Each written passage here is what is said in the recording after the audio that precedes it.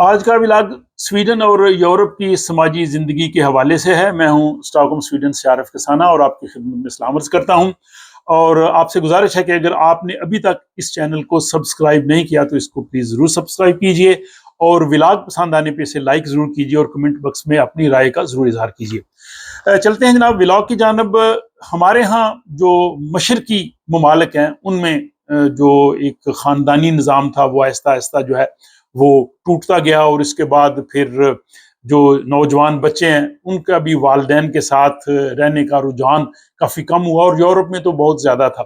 لیکن اب حیرت انگیز طور پہ جو ابھی آئے ہیں نتائج یہاں یورپ سے اور سویڈن سے، کہ جو جوان بچے ہیں 18 سے 34 سال کی عمر کے، یعنی 18 to 34 ایئرز، لڑکے اور لڑکیاں، وہ اپنے والدین کے ساتھ رہنے کو ترجیح دے رہے ہیں، اور والدین کے ساتھ ان کے رہنے کی تعداد میں دگنا اضافہ ہوا ہے۔ سویڈن میں جو سال 2022 تھا اس میں تقریباً 12% جو 18 سے 34 سال کے جو جوان بچے ہیں وہ اپنے والدین کے ساتھ رہتے تھے، لیکن اگلا ہی سال جو 2023 ہے اس میں یہ تعداد دگنی ہو گئی، یعنی تقریباً 22% تک جو ہیں وہ بچے وہ اپنے والدین کے ساتھ رہتے ہیں، یعنی جوان ہونے کے بعد بھی۔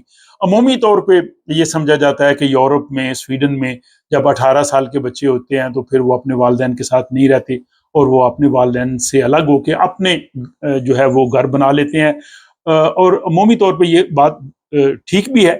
لیکن یہ جو ابھی نتائج آئے ہیں اس میں ہے کہ زیادہ اب والدین کے ساتھ رہنے کا رجحان ہو رہا ہے، اور اس کی وجوہات کیا ہیں اس پہ بھی ہم بات کرتے ہیں۔ سویڈن کے علاوہ اگر ہم جو ہمسایہ سویڈن کے ملک ہیں، ڈنمارک، اور اگر ہم فن لینڈ کو دیکھیں تو ان میں یہ تعداد تھوڑی کم ہے۔ ڈنمارک اور فن لینڈ میں یہ 16% ہے، اور سویڈن میں اس وقت یہ تقریباً 25% تک آ گئی، یعنی ہر چوتھا نوجوان جس کی عمر 18 سے 34 سال ہے وہ اپنے والدین کے ساتھ سویڈن میں رہ رہا ہے۔ اچھا، اس کو اگر ہم یورپ کے ساتھ کمپیئر کریں تو یورپ میں یہ تعداد اس سے بھی دگنی ہے۔ یورپ میں تقریباً 50% جو نوجوان ہیں وہ اپنے والدین کے ساتھ رہتے ہیں، یعنی 18 سال کی عمر کے بعد بھی۔ اور اگر اس کو پھر اگر آپ مشرقی یورپ کی طرف چلے جائیں تو وہاں پہ یہ تعداد اور بڑھتی جاتی ہے۔ وہاں پہ وہ ابھی بھی جو فیملی سسٹم ہے، بچوں بڑے ہو کے بھی والدین کے ساتھ رہتے ہیں، وہ رجحان اب بھی جاری ہے۔ اور سب سے زیادہ جو ہے وہ کروشیا میں ہے، وہاں پہ 77%، 77% نوجوان 18 سے 34 سال کے جو ہیں وہ اپنے والدین کے ساتھ رہتے ہیں۔ تو یہ ایک چینج ہے، کافی بڑی چینج ہے۔ اب اس حوالے سے جو ماہرین معیشت ہیں ان کا یہ کہنا ہے کہ چونکہ یہ مہنگائی ہو گئی تھی زیادہ، انٹرسٹ ریٹ بڑھ گیا تھا، انفلیشن زیادہ تھی، کرائے کے گھر جو ہے وہ دستیاب نہیں تھے، اور یہ مالی جو مجبوریاں، مشکلات تھی، ان کی وجہ سے جو نوجوان بچے ہیں 18 سے 34 سال کے، یہ والدین کے ساتھ بدستور رہنے کو ترجیح دے رہے تھے۔ یہ ایک وجہ ہے، ممکن ہے یہ وجہ درست ہو، لیکن اس میں اور بھی کئی عوامل ہیں۔ دوسرا جو یہاں کی مغربی طرز زندگی ہے یورپ کی، سویڈن کی، اس میں تو ظاہر ہم یہی دیکھتے ہیں کہ نوجوان بچے اکثر جب 18 کی عمر کراس کرتے ہیں، ان کو جاب ملتا ہے، وہ ایسا ایسا والدین کے گھر سے الگ ہو جاتے ہیں۔ لیکن اس کے باوجود کئی ایسی مثالیں ہیں کہ جن میں یہاں کے جو نوجوان ہیں وہ اپنے والدین کے ساتھ جو ہے وہ رہتے ہیں۔ اسٹاکہولم کے ایک بہت اچھے جمنازیم کالج میں ایک وہاں پہ لیکچر تھے، وہ پڑھاتے تھے وہاں پہ، اور ان کا تعلق جو ہے وہ سویڈن کے شمال سے تھا۔ وہ اپنی یہاں سے بڑی شاندار جاب چھوڑ کے واپس جو ہے وہ نارتھ آف سویڈن چلے گئے، اور اس کی وجہ انہوں نے بتائی کہ ان کی ماں اکیلی ہے، ان کی ماں کو ان کی ضرورت ہے، اور وہ اپنی ماں کے ساتھ رہنے کو ترجیح دیں گے، وہ اپنا یہ جاب چھوڑ دیں گے۔ وہ جاب چھوڑ کے چلا گیا۔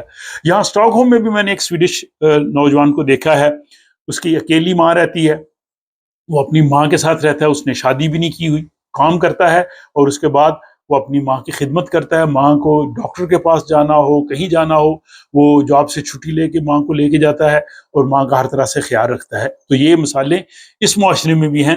بلکہ ایک اور میں نے مثال سنی کہ ایک خاتون سی، اس کی جو ہمشیرہ سسٹر اس کو کسی یونیورسٹی میں ایڈمیشن ملا سویڈن کی، وہ دور دراز تھی، تو وہ اکیلی تھی اور وہ وہاں پہ کچھ رہنے کے لیے مشکلات تھی، تو اس نے بھی کہا کہ ٹھیک ہے میں بھی تمہارے پاس آ جاتی ہوں، اپنا گھر چھوڑ کے وہ اس کے پاس چلی گئی، اس نے کہا کہ میں تمہارے ساتھ رہتی ہوں۔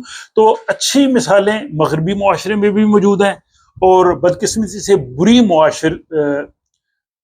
لیکن بدقسمتی سے بری مثالیں جو ہے وہ مشرقی معاشرے میں بھی ہیں۔ ہر معاشرے میں اچھی اور بری باتیں ہوتی ہیں۔ بہرحال یہ ایک معاشرتی جو موضوع کے حوالے سے ایک ولاگ تھا۔ آپ لوگ بتائیے کہ آپ کی کیا رائے ہے، اور یہ جو نوجوانوں میں ہمارے جو امیگرینٹس نوجوان ہیں، تارکین وطن ہیں، ان میں کس حد تک ہے اپنے والدین کے ساتھ رہنے کا، یا شادی کے بعد بھی وہ اپنے والدین کے ساتھ رہنے میں کس طرح کی وہ ترجیح دیتے ہیں۔